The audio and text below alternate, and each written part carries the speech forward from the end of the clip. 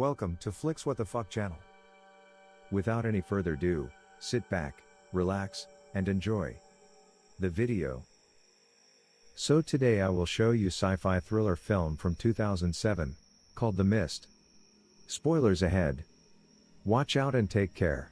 This movie begins with a heavy storm that strikes a house in the middle of the night. The house was where David and his wife Steph with his son Billy lived.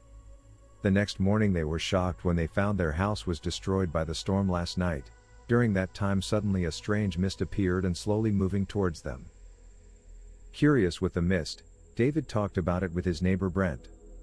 After discussing for a while they decided to go to the grocery store to buy foods and tools for fixing their house. David's son, Billy, came along with them. On the way to the grocery store, they noticed there are some military vehicles driving in the opposite direction. Without much thinking they continued on their way. Unexpectedly the grocery store was crowded, as the locals are also there to restock food as a result of the storm last night. Meanwhile David, Billy and Brent are shopping. Suddenly a man runs towards the store with a bloody nose. With panic the man shouted and claimed that there was something inside the mist that abducted his friend, and told everyone inside to shut the doors. As the mist was gathering in volume and spreading around the store, they listened to the man and shut the door close. In the midst of panic, a woman claims that she wanted to come out of the store to pick up her children at home, and asked to be accompanied by someone. All the people inside rejected her request, then she went alone picking up her children.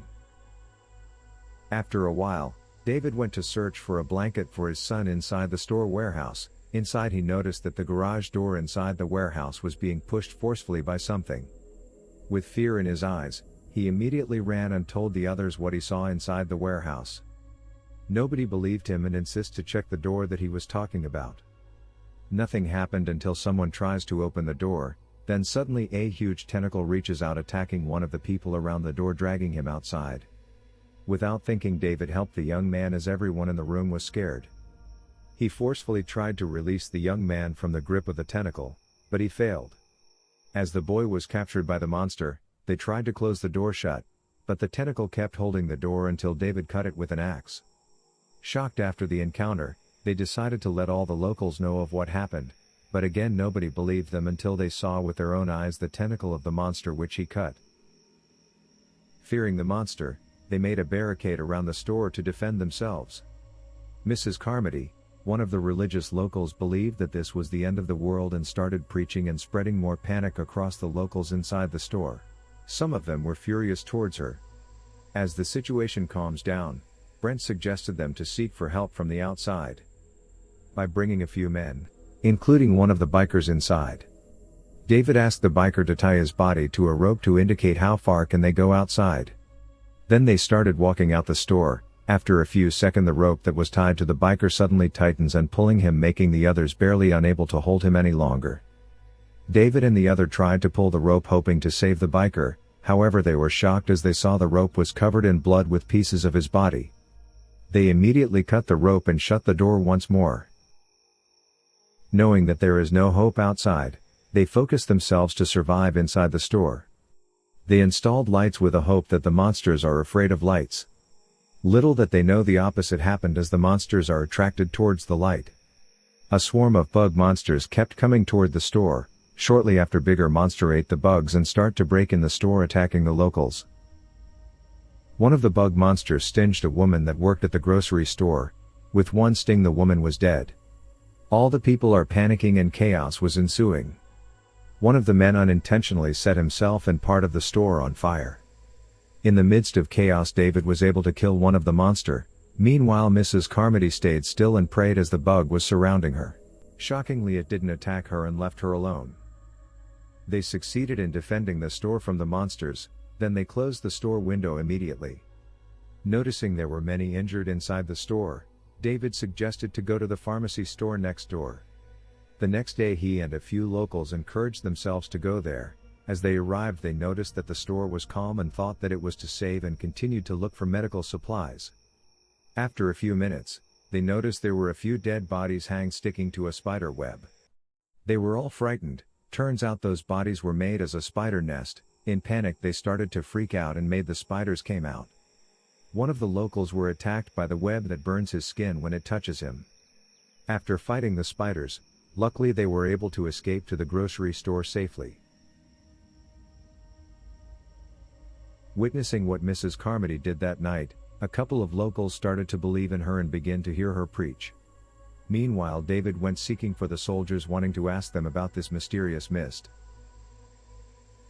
They discovered there were some 2 dead soldiers that killed themselves inside the warehouse. Frustrated, he started to mock the other soldier that was still alive. Hearing David's words, one of Mrs. Carmody believers pulled the soldier and started stabbing him. Then they brought the body outside for the monsters to feed on.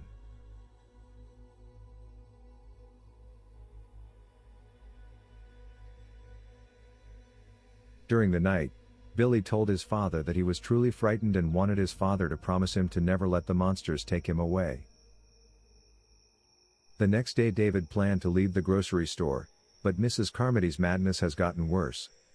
She and her group would not let David leave the store and threatened to kill his group. Suddenly, one of the locals with David's group shot and killed Mrs. Carmody, and they immediately left the store. After getting out, they were scattered because of the thick mist. Monsters began attacking them one by one. David and 4 other people managed to get in the car, including his son. They went straight to his house to pick up his wife Steph. When he got home, he saw her dead, killed by the spiders, and decided to continue seeking for help.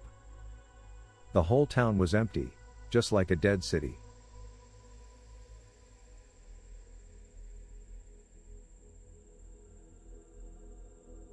They drove far enough until the car ran out of gas.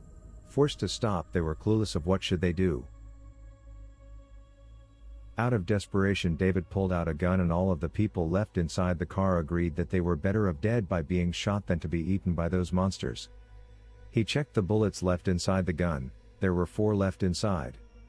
He remembered that his son was afraid of the monsters and promised him that he will never let Billy get taken away by those monsters.